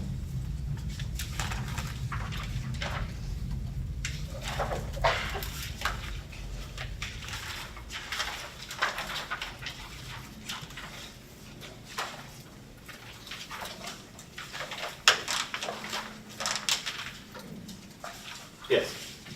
Yes, I'm here. You cite 82 Federal Register 5198, 40 CFR Part 1, 40 CFR Part 51, Appendix W, Yes, that's correct. and that's guidelines on air quality models, correct? That's correct. Within the quoted language, do you see the last sentence beginning with the word rather in paragraph 50 of your testimony? Yes. Would you read that sentence beginning with rather? Rather, the identification of nearby sources to be explicitly modeled is regarded as an exercise of professional judgment to be accomplished jointly by the applicant and the appropriate reviewing authority. Did you have any conversation with the department concerning concerning identifying nearby sources to be explicitly modeled? At the time I came into the project at a later date, the sources identified for the modeling had already been identified. Do you understand anyone affiliated with Trinity Consultants to have had conversations with the department concerning the identification of nearby sources to be explicitly modeled? Yes, as part of the normal process of doing the permit modeling, we have to request such information from the agency. So I did see correspondence back and forth between some of my work colleagues where the information was requested and received for modeling those other sources. And you would agree that concerning the modeling of air toxics, nearby sources were identified and the determination was reached not to model nearby sources for air toxics? I would state that the correspondence that I saw all directly was aligned with criteria pollutants such as NOx, NO2. I did not see any correspondence associated with toxic emissions for any of the nearby sources. Trinity was asked to model air toxics for the proposed compressor station, correct? They were, to my knowledge, yes. And Trinity was not asked to model emissions of air toxics from nearby sources, correct? Not to my knowledge, no. And I want to make sure I understand your testimony. Are you saying that there was no discussion with the department that you've seen concerning the decision not to model nearby sources of air toxics? I would say that I have not, to my recollection, seen any direct discussion on that. I would say that it would be highly unusual for that to occur in my 20 years of experience.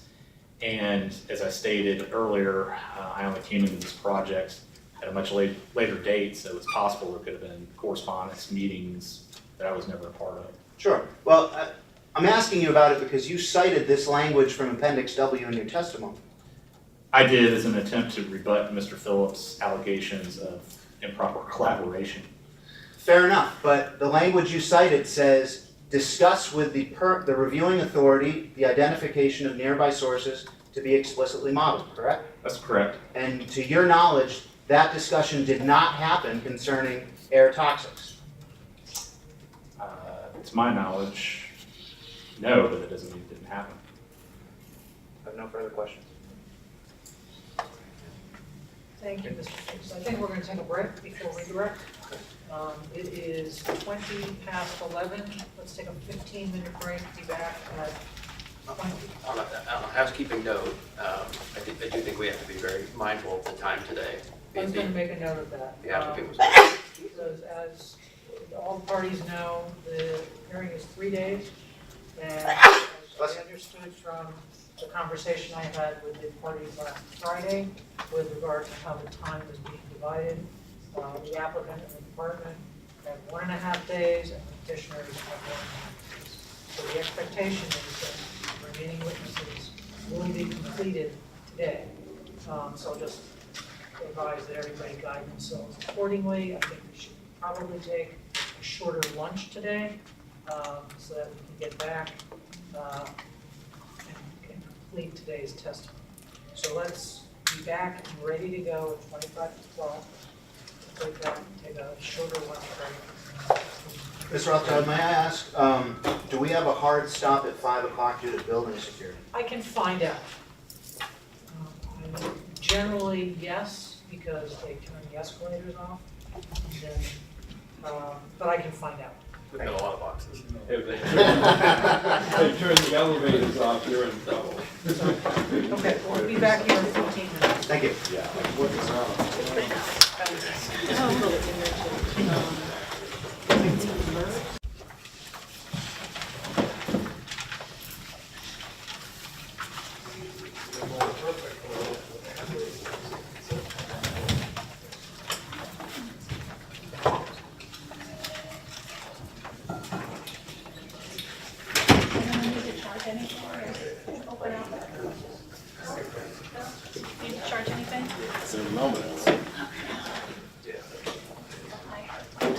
Everybody ready? Mr. Fickas, I'll remind you you're still in the room. Mr. Cramb, Deputy Redirect. Briefly, good morning, Mr. Fickas. Good morning. Do you remember when Mr. Bertram asked you some questions about the startup process and directed you to the air quality plan approval on table 8D? Yes, I do. And do you remember looking at language in that table that explained that the startup sequence is not to exceed 30 minutes, correct? Yes, I do. Okay. Is there also a description about the startup sequence in the narrative of the air quality plan approval on page 3?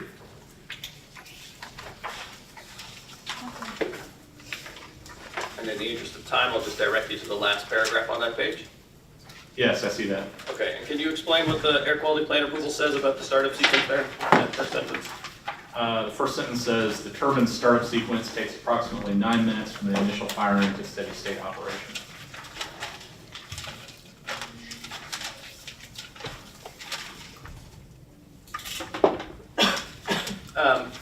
Mr. Fickas, do you remember that Mr. Hayden asked you a series of questions about the urban and rural coefficient in the modeling application? Yes. And in connection with preparing your rebuttal testimony, did you in fact run your modeling using the urban coefficient? I did, as an attempt to rebut concerns that were raised about the effects on the modeling of using the urban option of AirMod. And can you explain what you found in doing that analysis? In terms of the NACS analysis, the results either did not change much or decreased. And in terms of the air toxics, vast majority of them, there was no appreciable change. Some decreased significantly. A few went up slightly. I think the greatest increase was 7%, but nothing anywhere close to the TEL or AAL values. And were you able to draw any conclusions then about whether your use of the rural coefficient as opposed to the urban coefficient was incorrect? I don't know that it would be necessarily termed correct or incorrect, but I would think that it showed or demonstrated that use of rural was more conservative in that case, since results as submitted in the May 2018 modeling report were for the vast majority of the time higher than what was in my rebuttal testimony with use of the urban modeling option. Thank you. Do you also remember Mr. Hayden asking you a series of questions about the fumigation phenomenon? I do. And did you also evaluate in connection with your preparing your rebuttal whether a significant risk of fumigation exists?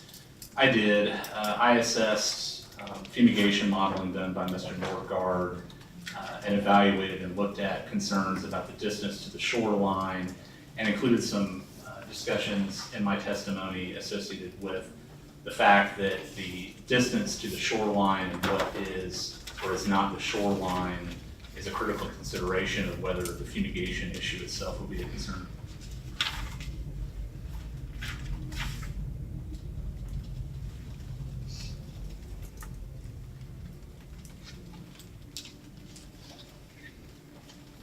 Did you also take a look at meteorological impact on a potential fumigation effect? Yes.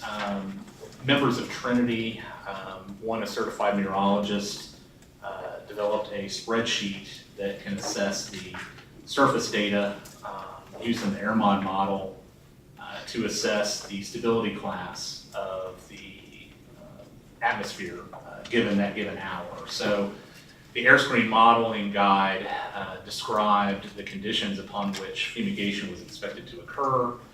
So I evaluated the meteorological data in much the same way as AirScreen assesses whether or not a fumigation condition could occur to determine what percentage of the time the meteorological data would indicate that there could potentially be a fumigation concern. And did you find that there was a significant risk of fumigation? Based on that assessment, no. You found that there was not a significant risk, correct? Objection, leader. Sustained. What exactly was your conclusion? That only a very small percentage of the time, less than 1%, based on the assessment, the atmospheric conditions would be conducive to a fumigation condition. Thank you. No further questions. Any requests? Nope. Thank you, Mr. Fickas. Thank you. Appreciate it.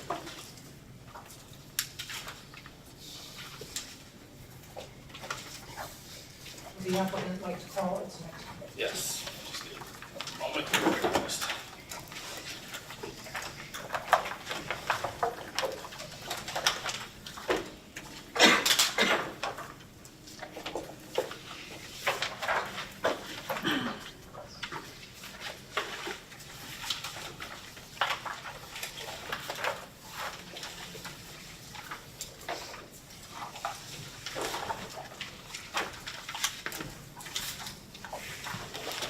Applicant calls Barry Goodrich.